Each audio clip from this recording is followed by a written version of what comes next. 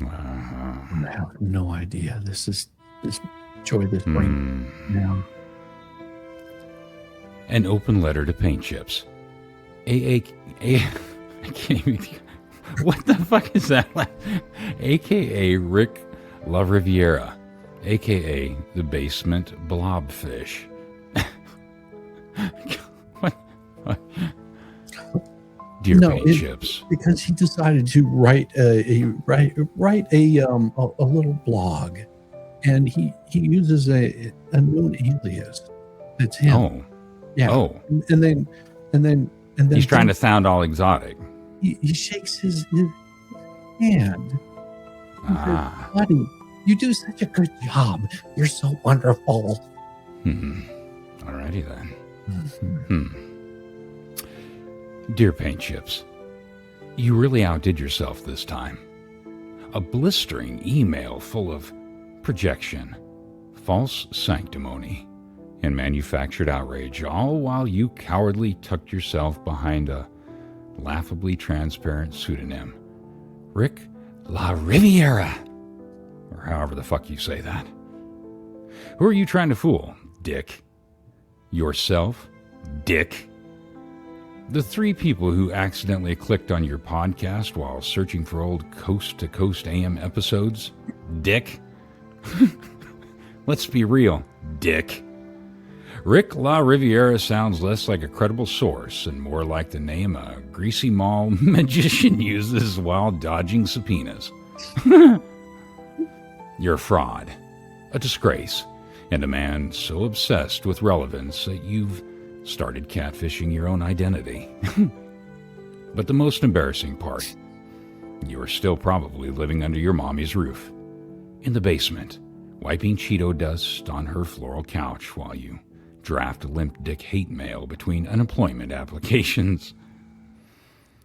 A grown-ass man LARPing as a crusader for justice while mooching off his mother's AC and Wi-Fi. Just imagine the smell in that house. Oh, imagine it.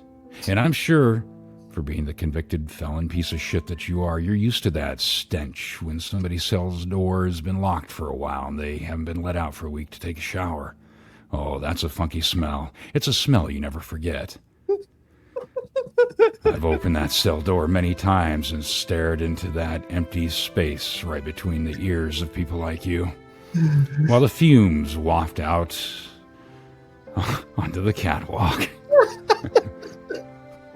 Ooh, stand back. This one is right. I want that catwalk. Don't light a match.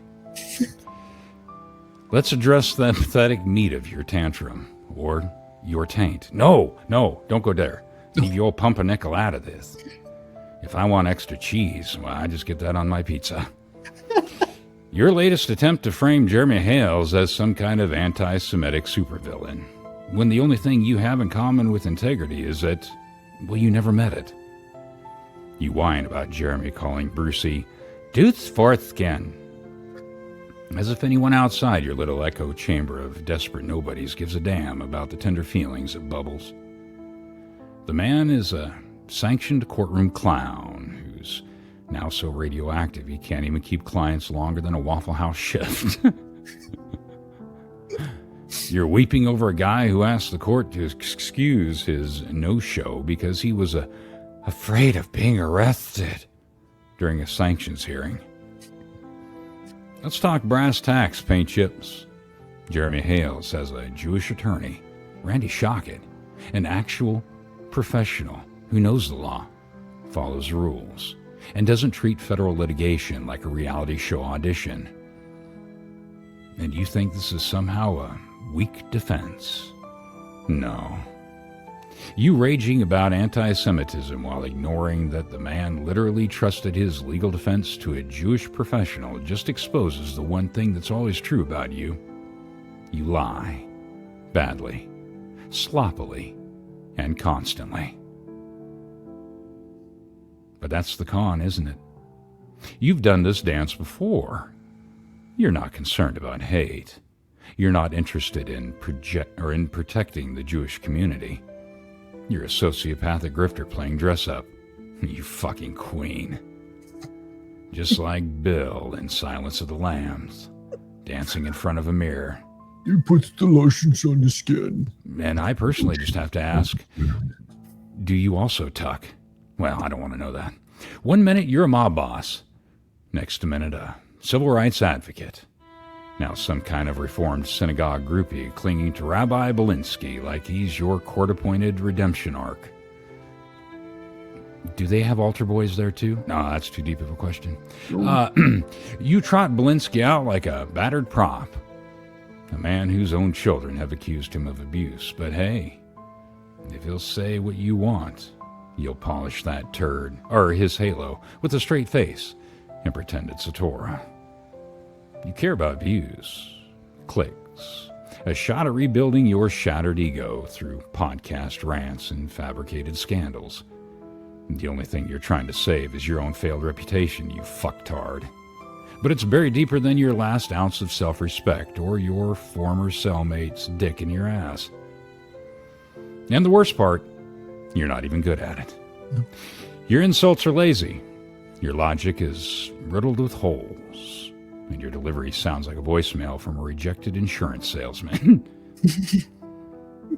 You throw around accusations of eugenics and paint chip jokes like they're evidence of a hate crime, when really, it's just you whining because Jeremy and his supporters don't give a single damn about your sad little sob story that you put yourself into, you fucking moron.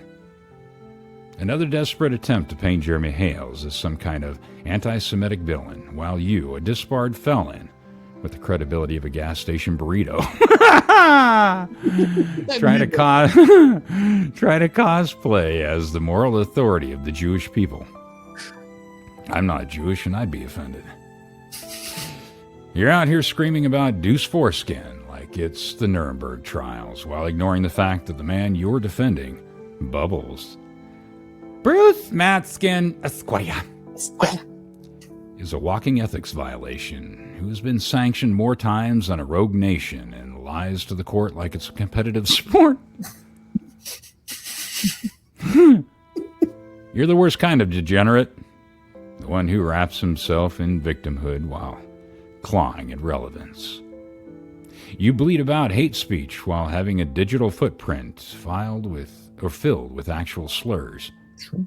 You're a guy who's been arrested for impersonating people, who's filed lawsuits that read like fan fiction, who got kicked out of the legal profession because even Connecticut, the home of insurance fraud and petty corruption, said, "Oh, nay, too much, fat boy."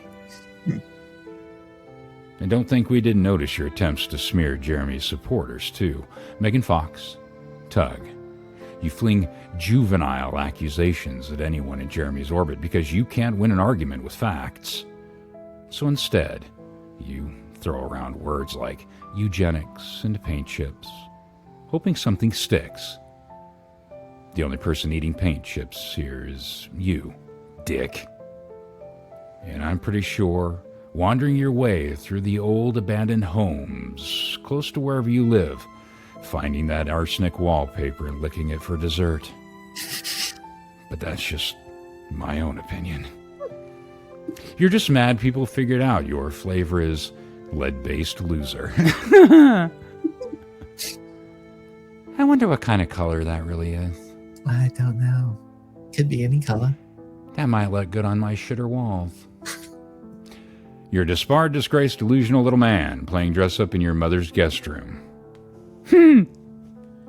And stretching out her high-heel shoes, I'm sure. And now, you're Rick LaRivière. What is Kraft's single LaCroix taken? Let me offer some advice. From one puppet master to a puppet stuck with a stick up his ass. No amount of fake names, fake morals, or fake outrage will distract from the fact that you are still, and always will be, a joke, a coward, a stain on the professional underwear you pissed away.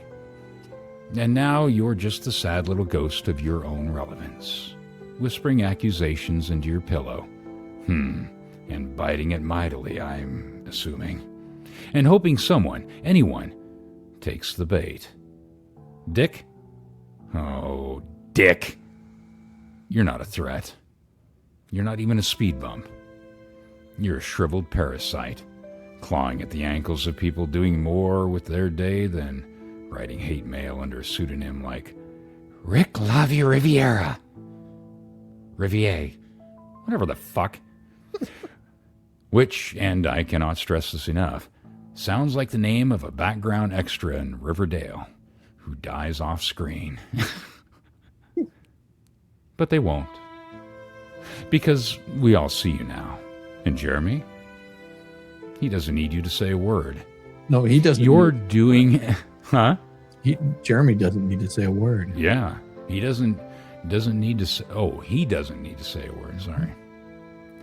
You're doing a perfect job burning yourself to the ground without his help.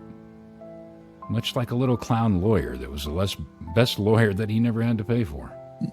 Jeremy doesn't need to say a thing. You've already said more than enough. In court, on paper, and now in a pathetic email tantrum. All you've done is prove to the world that you're still that same disbarred con artist, grasping at any cause that might buy you another 15 seconds of relevance. You want an apology? Here it is. I'm sorry, dick. I'm sorry Richard Luthman's mother has to deal with a full-grown man-child clacking away on a stolen laptop about imaginary hate crimes while she's still trying to microwave her lean cuisine. Here's my apology. So, dick, go crawl back under your mommy's skirts or squirrel around in the basement. Paint ship. The adults are talking. And if you're waiting for Jeremy to validate your existence with a response, keep waiting. And if you're hoping I'll stop roasting you, oh, brother, I just got warmed up. So get ready, because it's going to pinch a little. Sincerely, Shizzywhiznut, certified public puppet master, unlicensed surgeon of bullshit, sovereign citizen whisperer, and proud operator of the Shizzy short bust.